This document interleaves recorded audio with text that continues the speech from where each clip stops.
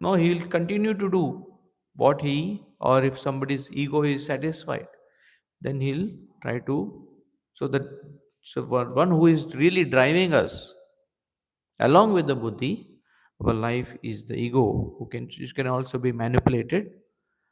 So today, in today's session, we'll learn to how do we address these four aspects of our mind, of our decision making capacity, of uh, and if we are able to address these four, then yes, we can streamline our thoughts, we can do what we want to do. And this was an experience that I personally had, that before I came to Krishna consciousness way back in 2099 2000 as a student, in my first year I came in to my this prestigious college, IIT Bombay, and I was awed by all the facilities, different things, and most the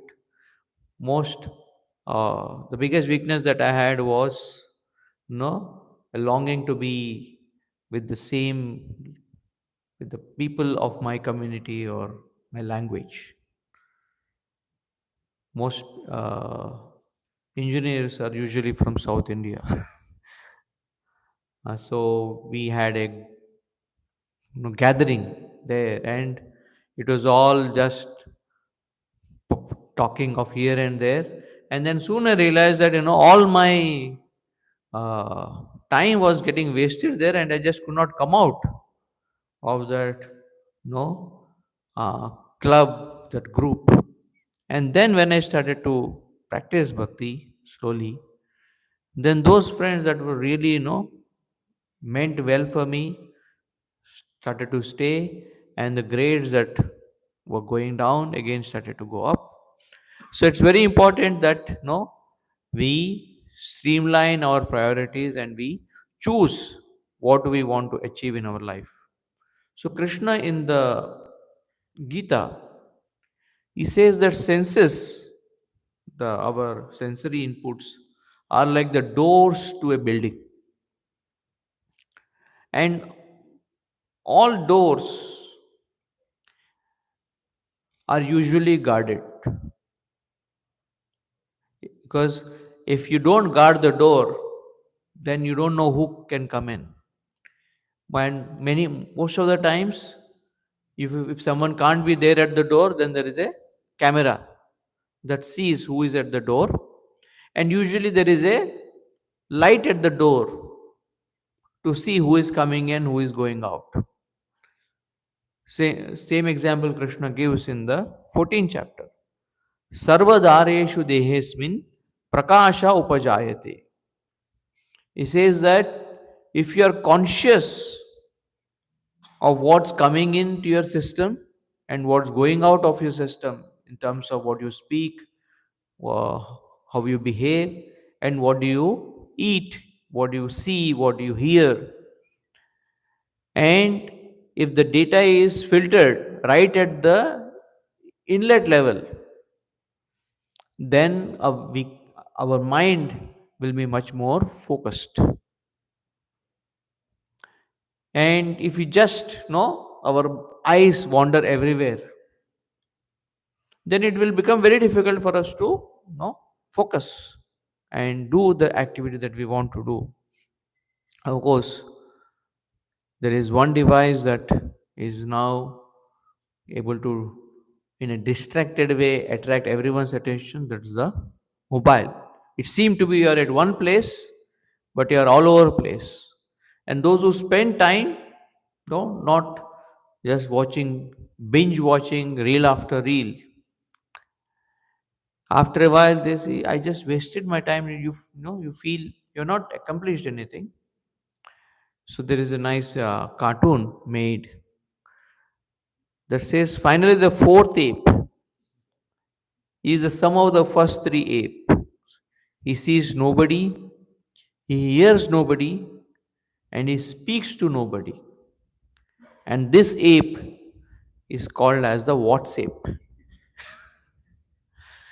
One who is no distracted with one thing, as if his attention is whole, but in that one thing is going all around the world, and there is no filter. What do you want to watch? What you don't want to watch?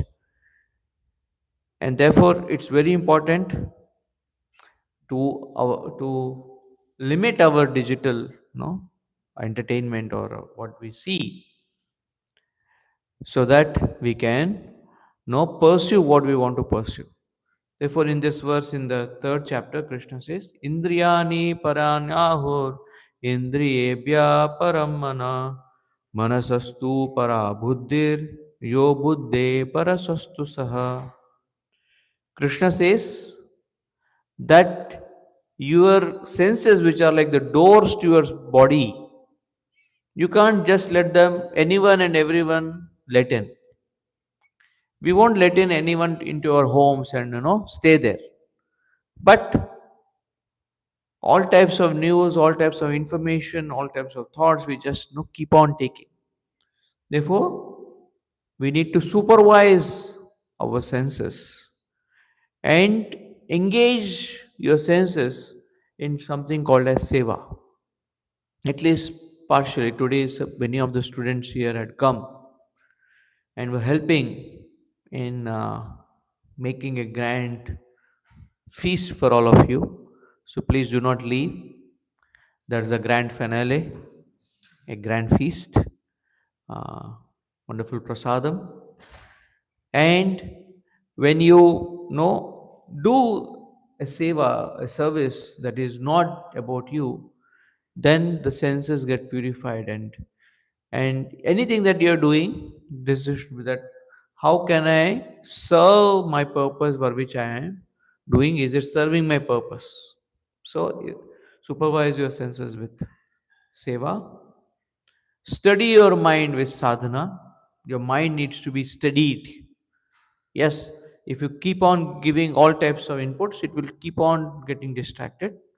Therefore, mantra meditation, or what is called as sadhana, is enriching ourselves internally by chanting the names of God, which will steady our mind. Mantra means manastrayate iti mantra. And sharpen your intellect, just like you're coming by hearing scriptures, Shastra, the Gita, and then strengthen your soul with a uplifting association, uplifting sangha, that is those who are wanting to grow, they come together rather than just meet friends that they may be of same language or same country or same college.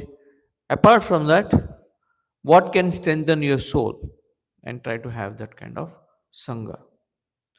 And Krishna also says one of the things that really corrupt or derange our mind is something called as comparison syndrome. It's a nice picture of a kid who is having, what is this called? Popsicle. And it is having many varieties, many tastes, but he is looking at the other kid who is having as just a softie. But because she's so absorbed, he's starting to feel, this often happens when you go to a restaurant, that instead of enjoying your meal, you start to look at somebody else's order. And even before your order has come, you start to feel, did I make the right decision of ordering this particular item? So, comparison syndrome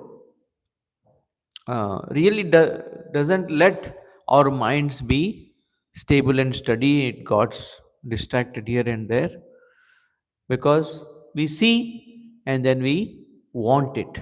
We want to have that. Once there was a discussion between the eyes and the heart. Everyone here understands Hindi? I see most of. Anyone that doesn't understand? Okay, I'll also translate it. तो दिल ने आंखों से कहा, तुम इतना देखो मत, देखते हो तुम, तड़पते हैं हम.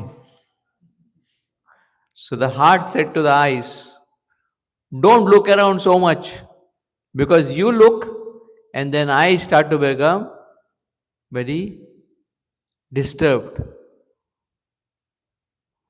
Then the eyes told the heart, the आंखों ने दिल से कहा, इतना चाहत मत बढ़ाओ, क्योंकि चाहते हो तुम और रोते हैं हम. The eyes, the heart told the eyes, no? Sorry, the eyes told the heart that don't develop attraction for them. Because when you develop attraction and when you don't get that particular object or that person, then you cry. Then the eyes cry. And this comparison syndrome is something that now people, especially because of social media, is on a overload. Earlier, people could only compare with somebody, their neighbors. But now, even somebody sitting in a village in Andhra Pradesh or in Tamil Nadu can go to a movie or can open his social media and can see what somebody in New York is doing, and he can get an inferiority complex.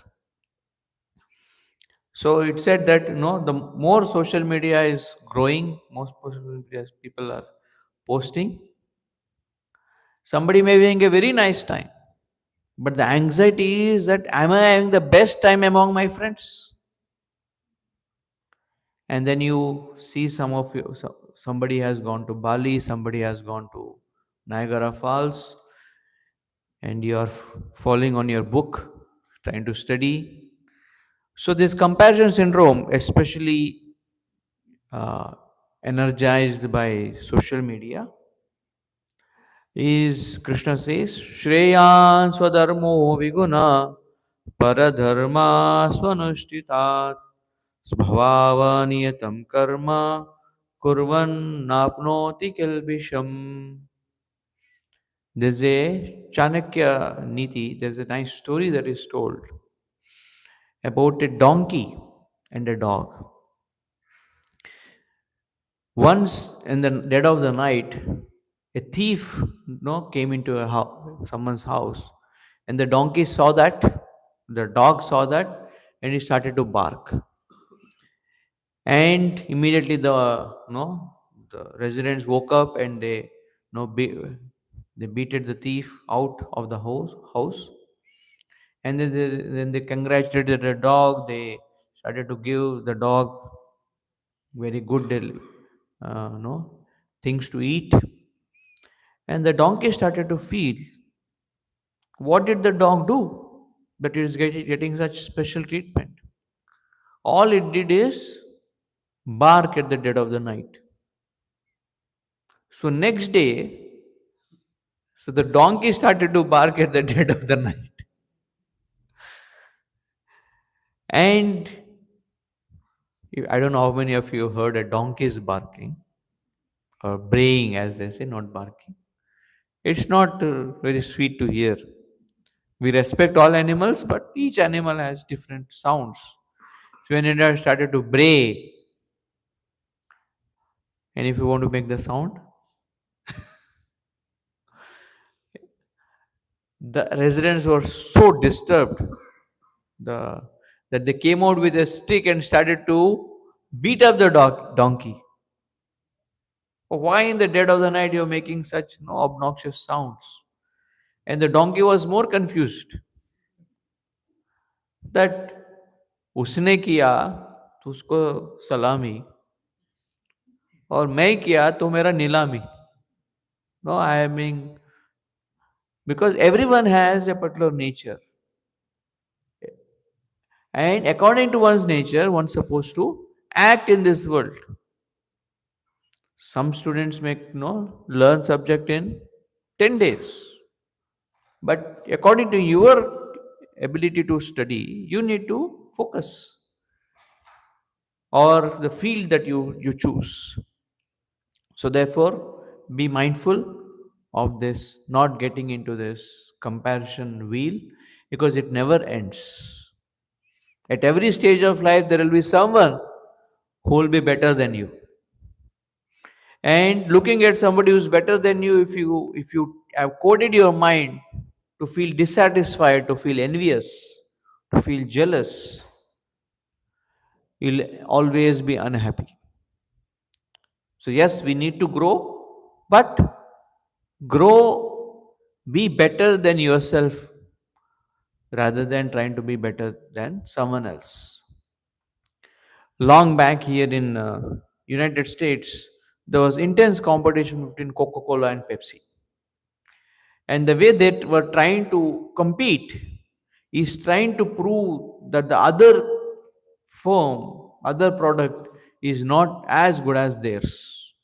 Trying to bring out ads that were demeaning the other product. Even now, there are two rivals in technology, Samsung and Apple. One company, or every time the other company brings out a product, they come out how it's such a silly invention and all that, try to not demean. But it's been years now they're trying to bring up such ads. So Coca-Cola and Pepsi had this intense rivalry. How can we pull down each other so we can go ahead? And then they saw it's not working, we are not going ahead. And then what Coke company thought is that instead of focusing on that, can we just focus on how can we reach out more to customers? And then they came up with this concept of vending machines. Coke was one of the first ones who came with these vending machines, that if you are available to people, then people will pick it up. Just like bhakti, Bhagavad Gita, bhakti, all this, no, in some holy places or in some temples in India or with some rishis, it was available. But then Srila Prabhupada, no, he brought out bhakti vending machines. All over the world, people can access Gita. And sometimes in India or where you may not have got the time or that facility. But many come when they come abroad, they get time or that space to develop their roots uh, by studying the Gita, by attending such talks. So uh, the comparison syndrome, be aware of that. It doesn't help, it just creates dissatisfaction. It's good to be inspired, but it's wrong to be feeling that I will also become the way he is there. In some ways it's an insult to your to God, because you are not the other person. Everybody is a unique gift, talent that is made with, and one should respect that, one should understand that. And sadhana, a meditation, introspection also helps you to find your true niche, to find your true brilliance and bring that out. And then Krishna, in the next verse, he speaks of another thing, another bug, which just deranges our mind from being steady. And this he says, Sahajam karma kaunteya sadosham api natyajet sarvarambhi doshena dhume nagni vavrita. Krishna says, when you are pursuing your goals, your life, don't try to be perfect in everything that you do. It says, perfection is the enemy of progress. This guy is trying to make a perfect angle. And so many times, we look for a perfect situation in which you can study. You will go to the library. Is it perfect for you to study? And you'll find, no, it's too cold, or you don't get no uh, immediate access to this or that. Then you can go to some other place. And also, sometimes I've seen students carrying their books to 10 different places, trying to find what is that perfect place where they can study. Or sometimes it can have with your job. Not all, no check boxes, checklist will always be done in anything. So when we are in this perfection syndrome, Krishna says, Sarvarambhahi doshena. In all activities there will be fault. Whatever you do, somewhere or other, no, you will make a mistake, or there will be something that is incomplete. If you are good at maths, then you may not be good at physics or something else, or you may not be good at trying to speak or something or other. And we generally tend to focus or value ourselves in what we don't have. This is called as the missing tile syndrome.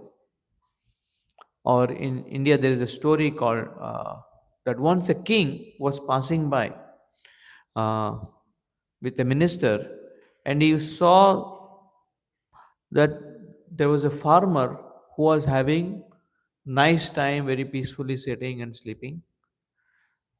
So the king told this minister, "See how peaceful he is. He is so peaceful.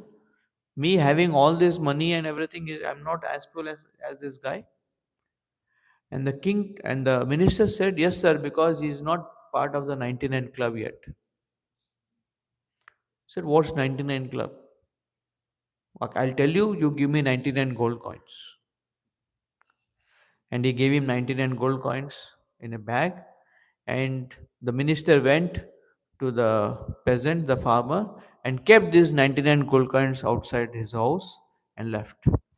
Morning, when the wife opened, she saw this bag of gold coins. She immediately brought it inside, and they were surprised. They were in thrill seeing this gold, so much gold. And they started to count,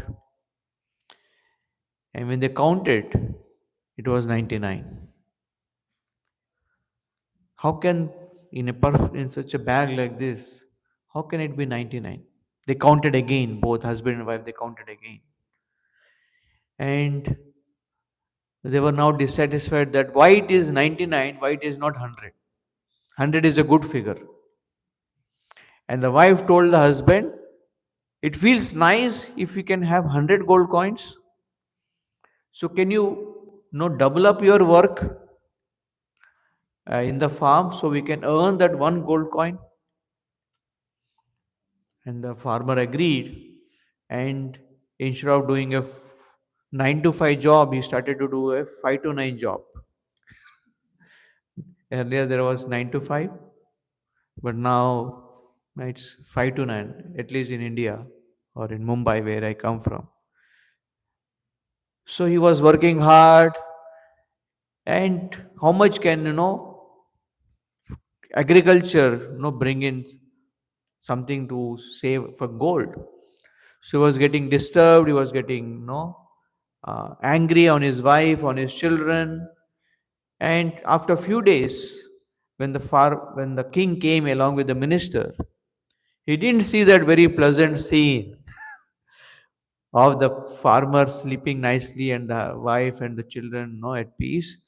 That there was a heavy fighting going on, loud shouts that were going on in the house. Everybody was disturbed.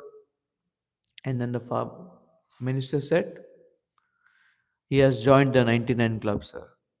And what's the 99 club is that we are always thinking that if I just have this one particular one thing, my life will be perfect. I just need to work a little bit, no, strain a little bit, go an extra mile, and we go miles and we forget smiles. We forget to smile, we forget to live our life, we forget to take care of our health. And they say that you lose your health to gain wealth, and then you lose your wealth to gain health, which never comes back. So, this perfection syndrome, this missing tile, or this 99 club is a vicious thing that just doesn't let your mind or your happiness to prosper. Now, with artificial intelligence, the perfection has gone to another level where the perfection doesn't even is real, it's artificial. The beautiful model that you see on the screen doesn't exist. And many a times the models or the bodies that you see on the in the movies or in the ads, they are no photoshopped, they are manipulated. L'Oreal, one of the famous fashion companies, had to bring out an entire video telling how the ad, the picture that you see on these advertisements is not real, it's all photoshopped, because so many girls started to have inferiority complex, seeing this perfect nose, seeing this perfect eyeline, and telling that perfection doesn't exist in the material realm. It does exist in the spiritual world.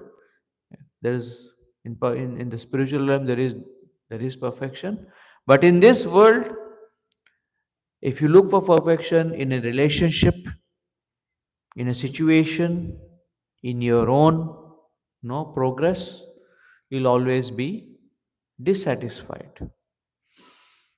Once a husband was telling his wife that, yeah, I made an acronym for you, okay, a glorification for you, and that glorification is that ABCDEFGIHK.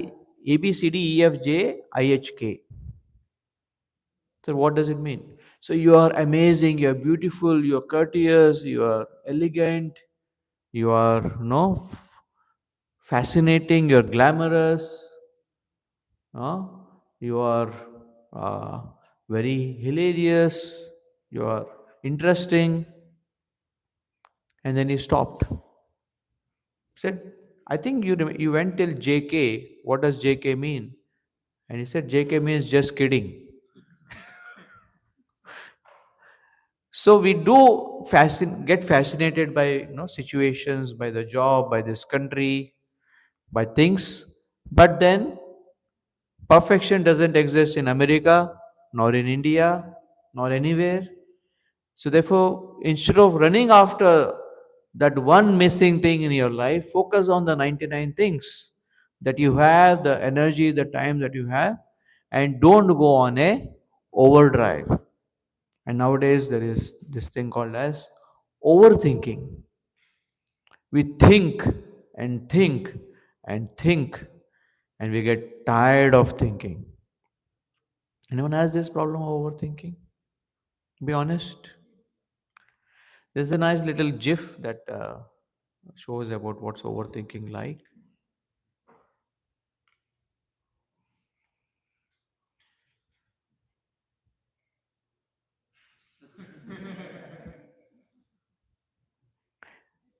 He was not in trouble, but his mind made him feel that he is going to drown. Hitler, in during the concentration uh, camps, sometimes he used to do, that he used to show a venomous serpent to a prisoner, and then he used to blind them.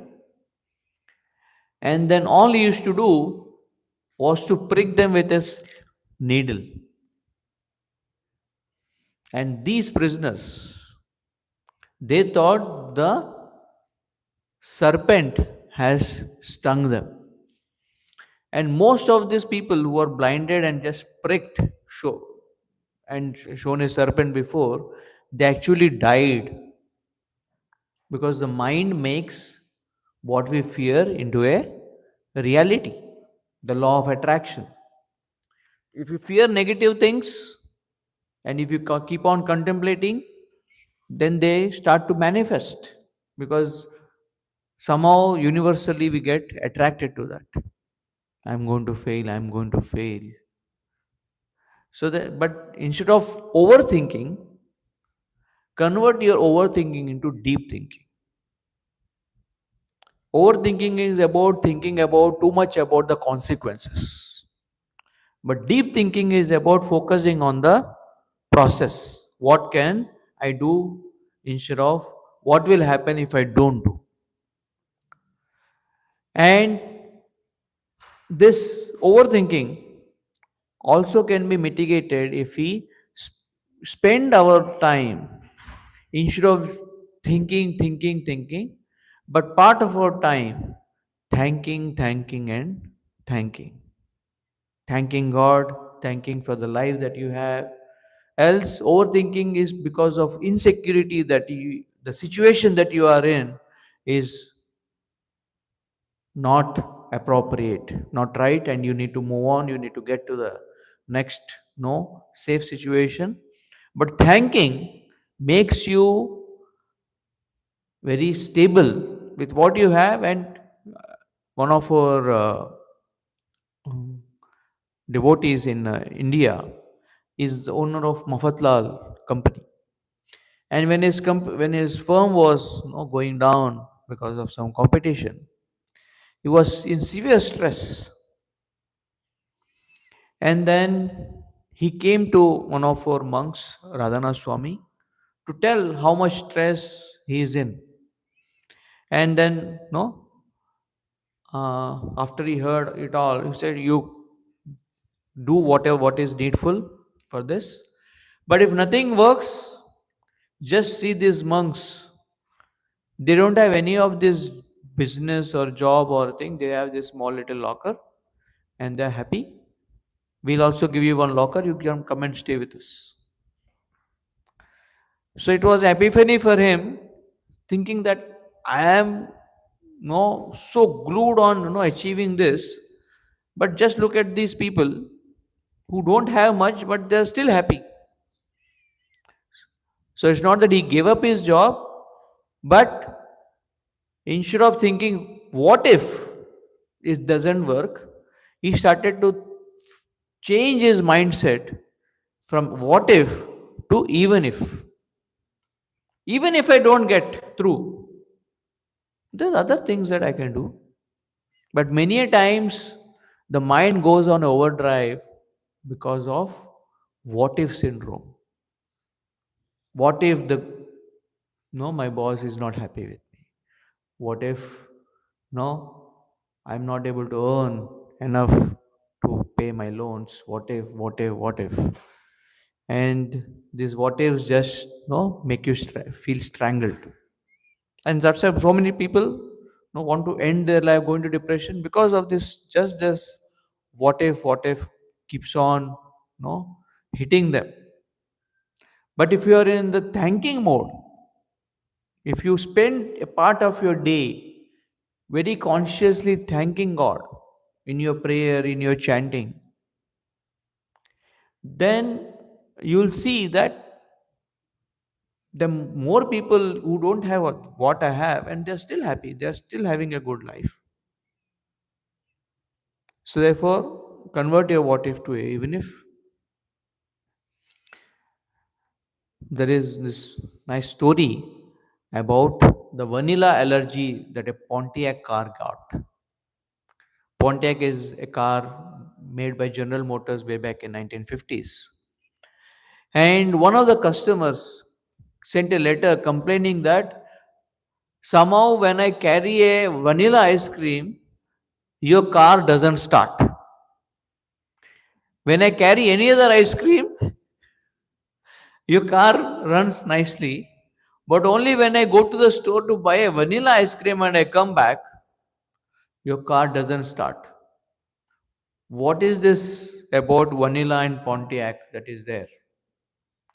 And the General Motors no owner, he neglected for a while, but when the complaint kept on coming, he sent no an investigation into it. And to cut the story short, that this family, when they used to go to buy an ice cream, that ice cream store had vanilla at the front, and it was quick to get the vanilla. But all other ice cream flavors were way at the back, and it should take a lot of time. So the car needed time to cool down, which it used to get when they used to buy other flavors of ice cream. But when they used to quickly grab the vanilla ice cream, the car didn't get enough time to cool off those times, 1950s. So therefore the car wouldn't start. So it was not about the vanilla, it's about the Pontiac. And many times we blame people around us that it is because of him that my life is not going well, my mind is disturbed. But understand that it is about you. So don't be irritated by the problems that you face. Understand that if I change my perception, my attitude, then this particular problem, it's not that it will dissolve, but the size of the problem is in your hands. How much magnitude you make of a problem. For some, visa interview can be such a big thing that they start to tremble. And because of the tremble, they actually, the embassy guy will think he's so scared of going to America. Will he actually make it there?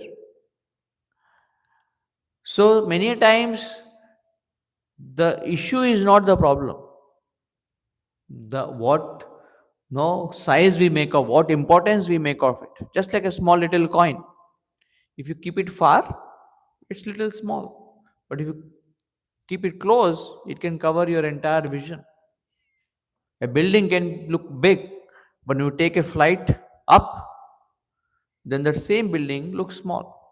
So what you get with spirituality, with coding your mind with Bhagavad Gita, is that you are able to handle problems without becoming overwhelmed by the problems. Because when you are overwhelmed by the problems, you cannot deal with the problem. Only when you can distance yourself, you can deal. Therefore, Einstein says a problem cannot be solved at the same level of consciousness in which it was created. You have to go a level up. And there is something called as the crow and the dolphin mindset. Crows, most of you might have seen. I'm just coming from Tampa where a lot of dolphins are there. So when a dolphin is injured, all the other dolphins surround it and protect it so that Shishi Radha Govinda ki jai. The dolphin community, they protect that dolphin so that it can heal itself. But when a crow is injured, all the other crows, they start to think that no, if this crow is still existing, we are also going to be attacked. So they start to attack the crow. And I've seen this n number of times in India. But when a crow is fallen, all the other crows come and start to attack and kill that crow. So this is about what is the mindset that we carry when we see problems in others. Do we reach out or do we try to take advantage. There's a small little video about this, about this. Let's watch it. It's called the bad egg. I don't know if the volume is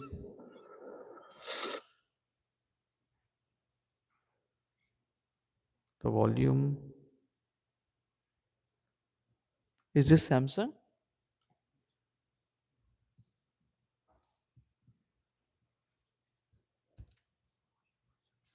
Okay, in case there's a work, then I'll try this on mobile. Sorry.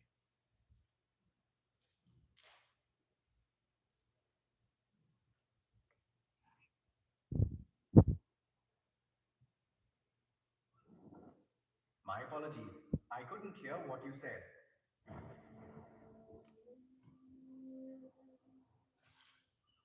Volume.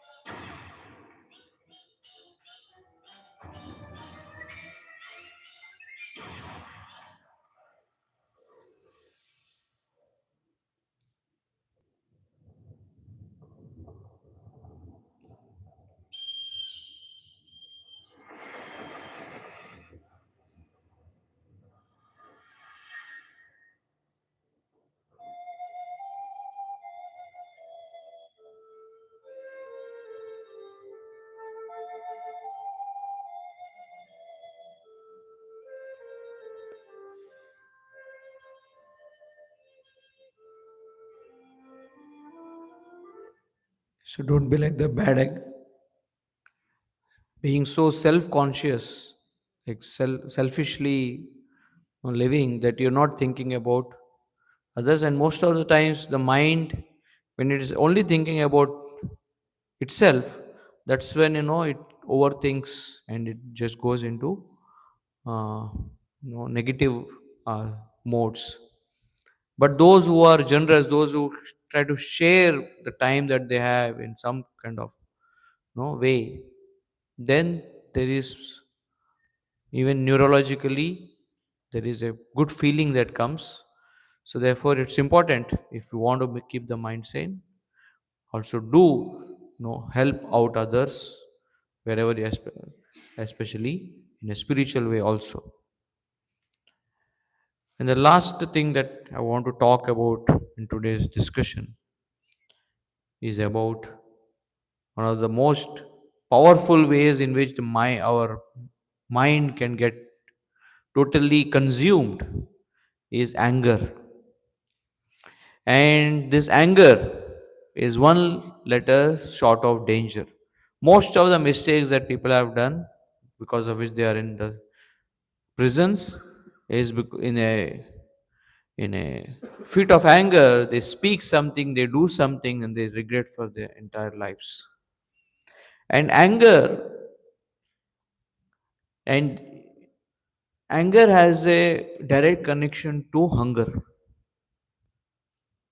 When you are hungry, you tend to get angry. Am I right? How many of you are hungry now? Some of you. When I go to get some proposal or something sanctioned from someone, I usually make sure that I go to them after they have eaten, after they have had their meal. Because if they are hungry and if you go and ask them something, there is very good chance that they will blow it on you. So anger denotes a very unfulfilled need, unfulfilled thing, that is because desire, because of which we express anger. In Singapore, there is a very interesting place in which sharks and humans can swim together. Sharks, as you know, are man eaters. But only in this shark tank, as you can see here, a man is swimming next to a shark. And the way they do this is not by pasting some repellent on the man, but before the shark is sent into the tank, it is fed to its neck fully. And after it is fed itself fully, then the shark has no interest in eating the man. But if the shark is hungry, then even if a little fish comes, it will try to eat, what to speak of a human being. And why do we get angry? Because we are not full inside and we are trying to full ourselves from things outside. And when they don't come, then we tend to get angry, and things outside of us are not in our control. Therefore, Krishna says, Vishaya vinivartante niraharasya dehina rasavarjam rasopyasya param drishtva nivartate. You can easily give up all the distractions, habits, or tendencies if you can develop that higher taste. And once you develop that higher taste, that contact with Krishna through chanting, through prasad, through seva, through sangha, then you're so satisfied that you can deal with your studies, with your life in a non disturbed way, in a way that you are dealing with life, but you're not consumed by life. And there is one short video of 4 minutes. I'll just show this to conclude about what is the power of connection with our source. Yes, we are hungry, we are looking for satisfaction, but only when we come in contact with divine, with our source in person, that's when we can actually feel satisfied.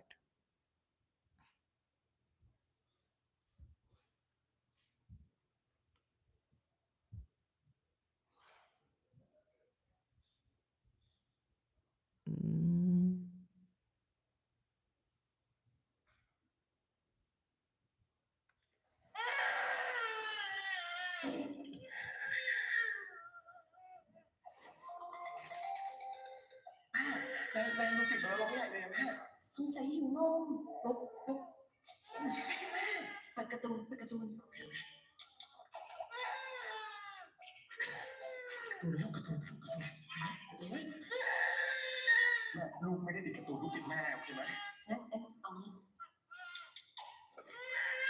ลูกคุยกับแม่หน่อยนะคุยกับแม่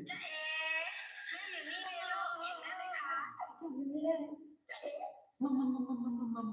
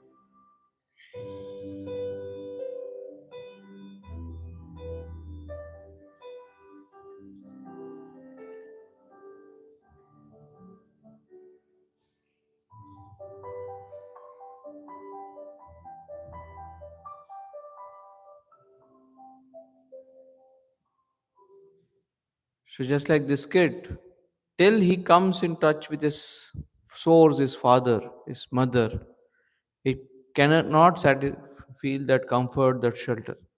Same way, till we come in contact with Krishna, who is our father, who is our source, we'll always, the mind will always run for shelter, trying to seek here and there, just like that video. And Srila Prabhupada, no, he gave us this access uh, to Krishna right here in New York and all around the world. And no, in he gave us these four ways by which we can connect to Krishna: through seva, in which our senses are purified or engaged; through sadhana of chanting; through hearing scriptures, by which we sharpen our intellect; and by sangha, by satsang, whereby which we regularly no uh, come in touch with devotees, like-minded people. And with this, I would like to thank you all for your patient hearing of this topic about how can we code our mind well. To, so I spoke about initially the comparison syndrome and the perfection syndrome, and then how we need to connect to Krishna, and how the mind can either be a good dog or a bad dog, and how we need to feed the mind positively. Therefore, be aware, be conscious what type of data you are taking in, what type of inputs, digitally or otherwise. And that way we can code our mind well, so that we can live our life filled with happiness and satisfaction. So I'll stop here. Thank Arjunanand Prabhu and Shri Gopal Pran Prabhu and Hansaru Prabhu for inviting me over here, for sharing some thoughts on this topic. Hare Krishna. Do you take any questions, or we? Okay. Who is that fortunate or unfortunate? Yes? What made me go towards bhakti? You are asking in a very gentle way. Some people come and ask me, Prabhuji, did you had a breakup? Or you couldn't cope up? It was a liking for this kind of life where you are serving society, and also uh, of out of gratitude to serve my teachers who have given me this chance to practice. Just like in any college, there are some who become professors in the same college, but most go out and work in the industry.